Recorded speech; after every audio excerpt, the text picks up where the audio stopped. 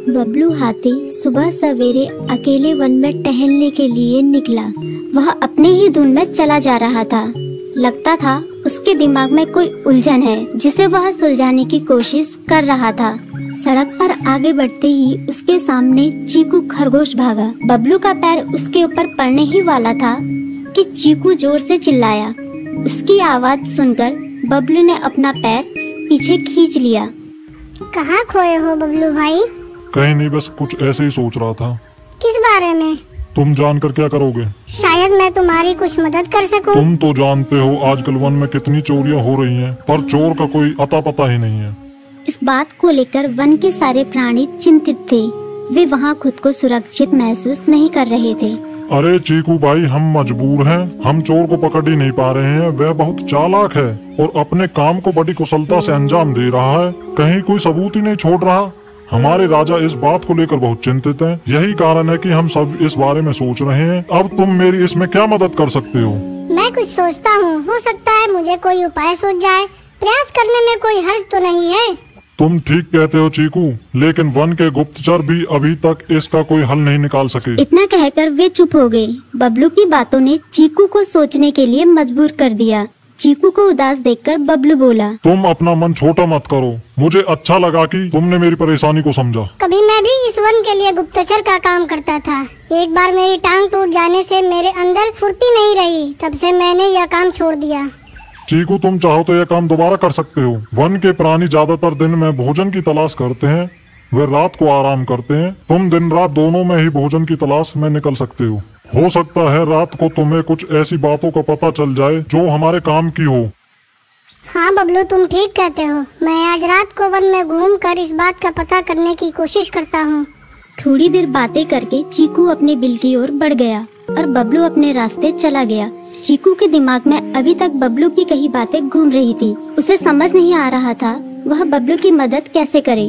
दिन भर वह उसी उधेड़-बुन में लगा रहा। शाम होते ही चीकू कुछ सोचने लगा और वह चुपचाप बिल से बाहर निकल आया। चीकू की पत्नी ने देखा तो बोली, इस समय कहाँ जा रहे हो? बाहर खतरा है। खतरा तो सुबह भी रहता है, लेकिन खतरों से डरकर हम भूखे तो नहीं मर सकते। मैं बाहर घूम कर आता हूँ। इतना कहकर चीकू रात को बिल से बाहर निकल आया। कुछ दूर जाकर उसकी नजर बंकू उल्लू पर पड़ी, जो कुछ ही दूरी पर था।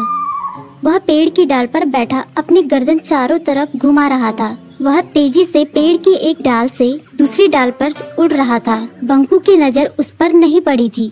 कुछ सोचकर चीकू पेड़ के पीछे से बाहर निकलकर थोड़ी खुली जगह पर आ गया और वहां से बंकू उल्लू को देखने लगा। बंकू ने चीकू को अंधेरे में भी देख लिया, पर उसने उसमें कोई उत्सुकता नहीं दिखाई और अपनी गर्दन चारों ओर घुमाता रहा। चीकू बड़ी देर तक बंकू की हरकतों पर नजर रखे रहा। वह थोड़ी देर तक खुले मैदान में खड़ा रहा, पर बंकू ने उसे देखकर भी अनदेखा कर दिया। उसने महसूस किया कि बंकू के आसपास चमकू चमगादड़ भी मंडरा रहा था। कुछ देर वन में घूमने के बाद चीकू अपने बिल में लौट आया और सुबह होने का इंतजार करने लगा।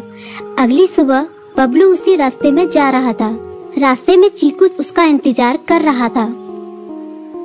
आज बड़ी जल्दी आ गए बबलू। हाँ, आजकल मुझे चिंता की वजह से नींद नहीं आती। कोई नई खबर है क्या? यकीन से तो मैं नहीं कह सकता, पर मैं तुम्हें ऐसे प्राणी का नाम बता सकता हूँ जो शायद चोरों की मदद कर रहा है। कौन है वो? बंकू उल्लू। इतना कहकर चीकू ने रात की घटना उसे ज्यों की त्यों सुना दी। इसे सुनकर बबलू का माथा ठनका। बबलू की आंखें चौंधिया गई। तुम ठीक कह रहे हो। मुझे आज रात बंकू और चमकू पर नजर रखनी होगी। इतना कहकर वे दोनों अपने अपने रास्ते चले गए। बबलू रात को अपने साथियों के साथ बंकू पर नजर गड़ाए रहा। उसकी संदिग्ध गतिविधियों को देखकर बबलू ने उसे उसके साथियों चंकी और संकी लोमड़ के साथ पकड़ लिया। बबलू ने सख्ती से पूछताछ करनी शुरू कर दी। तुम इस समय बंकू चमकू के साथ क्या कर रहे हो? हम चारों दोस्त हैं, इसलिए साथ बैठकर बातें कर रहे हैं। चमगादड़ और उल्लू की दोस्ती तो समझ में आती है, पर लोमड़ के साथ दोस्ती कैसे हो सकती है? सख्ती से पूछने पर दोनों ने अपना जुर्म कबूल कर लिया और सभी चोरियों के बारे में बताया जो उन्होंने कुछ दिन पहले वन में की थी। बबलू ने उनके चोरी का सारा सामान भी बरामद कर लिया। बंकू और चमकू को अभी तक समझ में नहीं आ रहा था कि वो इतनी आसानी से कैसे पकड़ में आ गई।